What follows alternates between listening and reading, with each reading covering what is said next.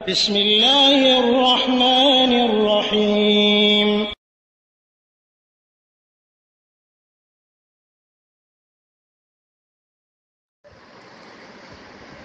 আসসালামু আলাইকুম রহমতুল্লাহি ওয়াবারাকাতুহ।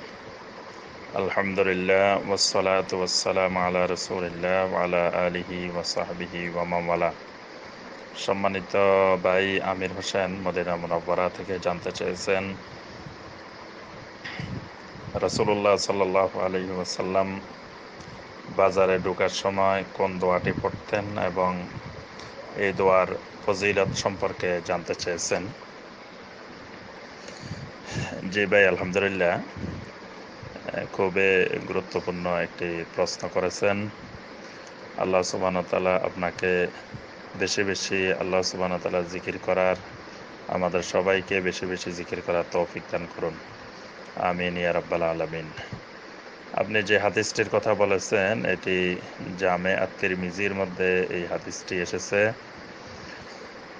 হাদিসটি হলো, রাসূলুল্লাহ সাল্লাল্লাহু আলাইহি ওয়াসাল্লাম বলেন, মান দাখালা সুক, যে ব্যক্তি বাজারে প্রবেশ করবে, বাজারে প্রবেশ করার সময় এই দোয়াটি বলবে, লা ইলাহা ইল্লাল্লাহু ওয়াহদাহু লা শারীকা লাহ, লাহুল মুলকু ওয়া লাহুল হামদ, ইউহয়ী ওয়া ইউমীত ওয়া হুয়া হাইয়্যুল লা ইয়ামুত বিয়াদিহিল খায়র ওয়া হুয়া আলা কুল্লি শাইইন কাদির।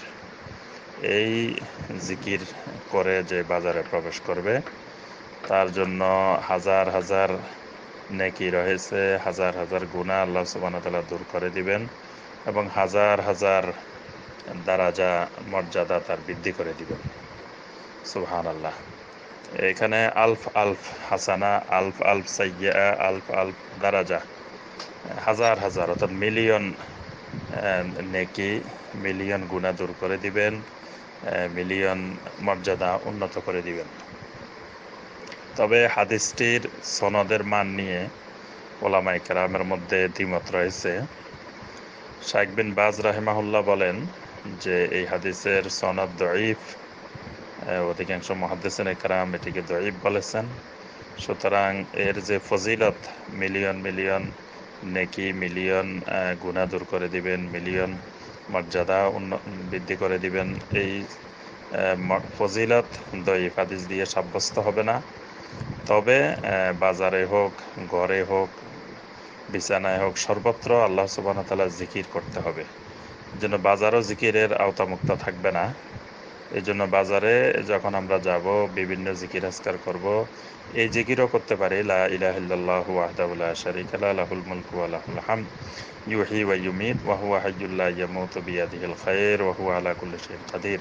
এটি তাওহীদি একটা গুরুত্বপূর্ণ বাক্য, এর মধ্যে তাওহীদের গুরুত্বপূর্ণ বিষয়গুলো রয়েছে। সুতরাং এই জিকির করতে করতে আমরা বাজারে যাব। তবে যেহেতু দঈফ হাদিস দ্বারা ফজিলত সাব্যস্ত করা যাবে না, কারণ ফজিলত গায়েবের বিষয়। এই নেকি যে আল্লাহ দিবেন, এটা তো সহিহ হাদিসের মাধ্যমে এই সংবাদটা আসতে হবে। তবে আলবানী রাহমাহুল্লাহ আবার কেউ কেউ এই হাদিসটিকে হাসান বলেছেন, যে হাদিসটির সনদ বলছেন হাসান। তা হাসান যদি হয় তাহলে ফজিলত গ্রহণযোগ্য। অর্থাৎ এই জিকির করার ব্যাপারে ওলামায়ে কেরামের কোনো দ্বিমত নেই।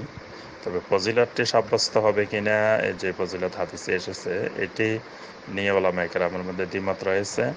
তবে আল্লাহর জিকির করলে আল্লাহ সুবহানাহু ওয়া তাআলা তো ফজিলত দিবেনই। এই জন্য আমরা আল্লাহ সুবহানাহু ওয়া তাআলার জিকির হিসাবে এই জিকিরটি করব। আল্লাহ সুবহানাহু ওয়া তাআলা আমাদের সবাইকে তৌফিক দান করুন। আসসালামু আলাইকুম ওয়া রাহমাতুল্লাহি ওয়া বারাকাতুহু।